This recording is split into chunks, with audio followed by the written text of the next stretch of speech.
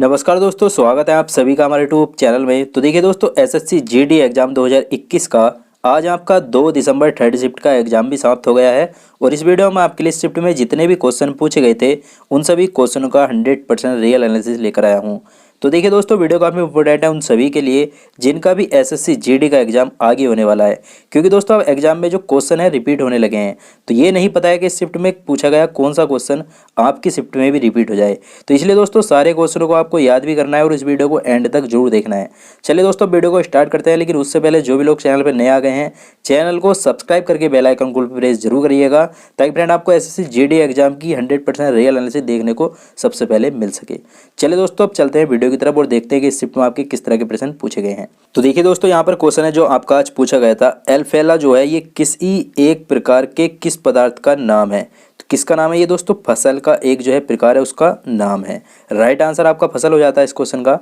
देखिए नेक्स्ट आपसे पूछा गया था, एक निश्चित सीमा के बाद वित्तीय घाटा निश्चित रूप से किसकी ओर अग्रसर होगा। तो किसकी ओर अग्रसर होगा? स्फीति की ओर अग्रसर होगा। देखिए नेक्स्ट आपसे पूछा गया था, भारत का सबसे बड़ा ज्वार नमुक किस नदी के मुहाने पर स्थित है। तो भारत का जो सबसे बड़ा ज्वार नमुक है वो किस नदी के मुहाने पर स्थित है? गोदावरी नदी के मुहाने पर स्थित है। तो गोदावरी नदी आपका राइट आंसर होता है। नेक्स्ट आपसे पूछा गया था, किस अवधि में पूरा भारत दक्षिणी पश्चिमी मानसून के प्रभाव में आ जाता है। तो जिस अवधि में पूरा भारत जो है दक्षिणी पश्चिमी मानसून के प्रभाव में आता है वो अवधि होती है 10 से 20 जून। तो 10 से 20 जून आपका राइट आंसर होता है इस क्वेश्चन का। देखिए नेक्स्ट आपसे पूछा गया था, भारत भूमि पर सबसे अधिक व्यापक रूप में कौन सी मिट्टी फैली हुई है। तो भारत में सबसे ज़्यादा जो मिट्टी पाई जाती है, कौन सी मिट्टी पाई जाती है? कछारी, या दोस्तों इसको जड़ोद मिट्टी के नाम से भी जाना जाता है। तो ये आपका राइट आंसर होता है इस क्वेश्चन का। देखिए नेक्स्ट आपसे पूछा गया था, मध्य प्रदेश के नेपा नगर में किसका जो है कारखाना है। तो नेपा नगर में जो कारखाना है मध्य प्रदेश में वो किसका कारखाना है? अखबारी कागज़ का कारखाना है। तो अखबारी कागज़ जो है आपका राइट आंसर होता। देखिए नेक्स्ट आपसे पूछा गया था, कॉफ़ी होती है एक। तो जो कॉफ़ी होती है वो क्या होती है? ये एक दोस्तों एक उष्णकटिबंधीय झाड़ी होती है। तो ये आपका राइट आंसर होता। देखिए नेक्स्ट आपसे पूछा गया था, विश्व की सर्वोत्तम कपास की जो किस्म है उसको क्या कहते हैं। तो विश्व की जो सबसे अच्छी कपास की किस्म है उसको क्या कहते हैं? छोटे रेशे वाली जो भारतीय किस्म है उसको कहते हैं छोटे रेशे वाली भारतीय किस्म।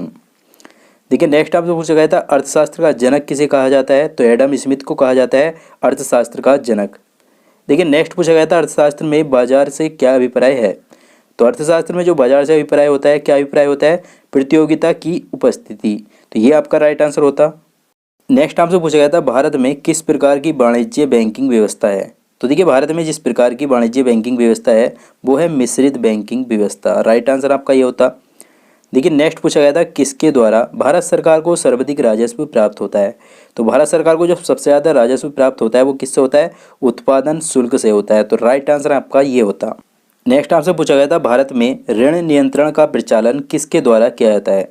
तो देखिए भारत में जो ऋण नियंत्रण का प्रचालन किया जाता है वो किसके द्वारा किया जाता है? भारतीय रिजर्व बैंक यानी कि आरबीआई के द्वारा किया जाता है। देखिए नेक्स्ट पूछा गया था, श्रम विभाजन की सीमा क्या है। तो श्रम विभाजन की सीमा क्या होती है? कार्य स्थान जो है श्रम विभाजन की सीमा होती है। देखिए नेक्स्ट पूछा गया था, किस राज्य में भारत के कुल रेशमी कपड़े का 50% उत्पादन होता है। तो किस राज्य में होता है? कर्नाटक राज्य में होता है। जो भारत का कुल रेशमी कपड़ा होता है उसका 50% उत्पादन कहाँ पर होता है? कर्नाटक राज्य में होता है, याद रखना है। देखिए नेक्स्ट आपसे पूछा गया था, भारत में बैंकों का पहली बार राष्ट्रीयकरण कब हुआ था।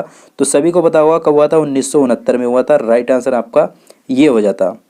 देखिए नेक्स्ट पूछा गया था, गांधीवादी अर्थव्यवस्था किस सिद्धांत पर आधारित थी। तो गांधीवादी जो अर्थव्यवस्था थी ये किस सिद्धांत पर आधारित थी? न्यायधारिता पर आधारित थी। तो ये राइट आंसर आपका ये होता। देखिए नेक्स्ट पूछा गया था, 1829 ईस्वी में सती प्रथा को समाप्त करने में किसका योगदान था। तो 1829 में जो सती प्रथा को समाप्त किया था वो उसमें किसका योगदान था? लॉर्ड विलियम बेंटिंग का योगदान था। देखिए नेक्स्ट पूछा गया था, विश्व बैंक का मुख्यालय कहाँ पर है। तो वाशिंगटन डीसी में है जो विश्व बैंक का मुख्यालय है, ये तो सभी को पता ही होगा। देखिए नेक्स्ट आपसे पूछा गया था, शब्द चौथी सत्ता का प्रयोग किसके लिए होता है। तो ये जो शब्द है चौथी सत्ता, इसका प्रयोग जो होता है किसके लिए होता है? प्रेस और समाचार पत्र के लिए जो है इस शब्द का प्रयोग किया जाता है, चौथी सत्ता जो शब्द है। देखिए नेक्स्ट पूछा गया था, नियमों को पालन कराना किसका कार्य है।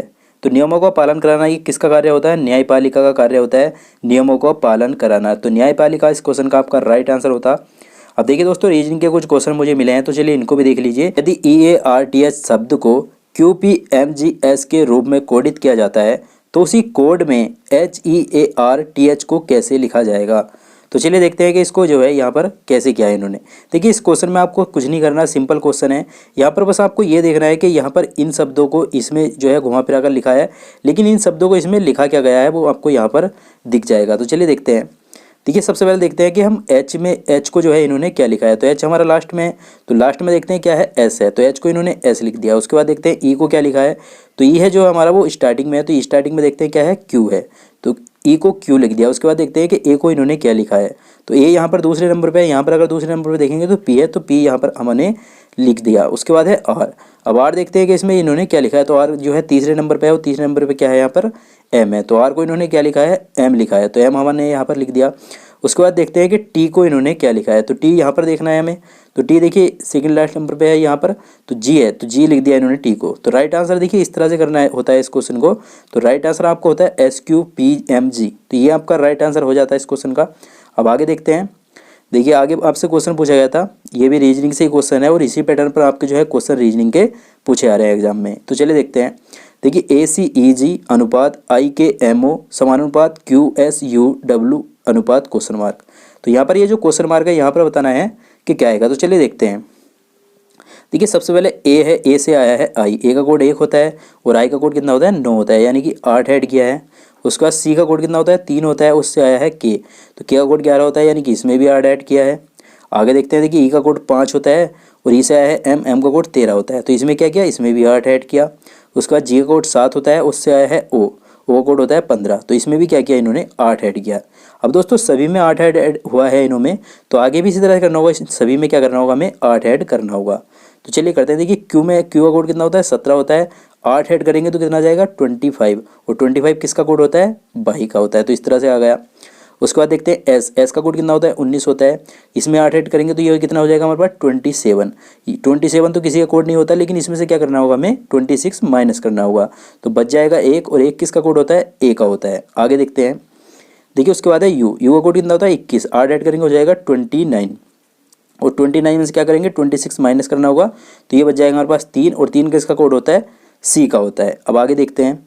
देखिए आगे है डब्ल्यू, डब्ल्यू का कोड 23 होता है, 8 ऐड करेंगे हो जाएगा 31, तो 31 किसका, किसी का कोड नहीं होता है, इसमें से हमें 26 जो है वो माइनस करना होगा, और बच जाएगा हमारे पास 5। 26 अगर ऐड माइनस करते हैं हम 31 में से, तो ये बच जाएगा हमारे 5, और 5 किसका कोड होता है, ई का होता है। तो राइट आंसर देखिए क्या आता है इस क्वेश्चन का, आपका बाई ACE, तो ये आपका जो है राइट आंसर होता है इस क्वेश्चन का। तो दोस्तों आज की इस वीडियो में मुझे इतने ही सारे क्वेश्चन मिल पाए थे, तो उम्मीद करूंगा दोस्तों आपको वीडियो पसंद आया होगा। अगर दोस्तों आपको वीडियो पसंद आया है तो इस वीडियो को लाइक जरूर कीजिएगा, शेयर कीजिएगा अपने दोस्तों के साथ, ताकि फ्रेंड उनकी भी थोड़ी सी हेल्प हो सके। और देखिए जो भी लोग चैनल पर नए आ गए हैं, चैनल को सब्सक्राइब करके बेल आइकन को प्रेस जरूर करिएगा, ताकि फ्रेंड आपको न्यू वीडियो की नोटिफिकेशन सबसे पहले मिल सके। चलिए दोस्तों मैं मिलूंगा आपसे नेक्स्ट वीडियो में, तब तक के लिए जय हिंद, जय भारत।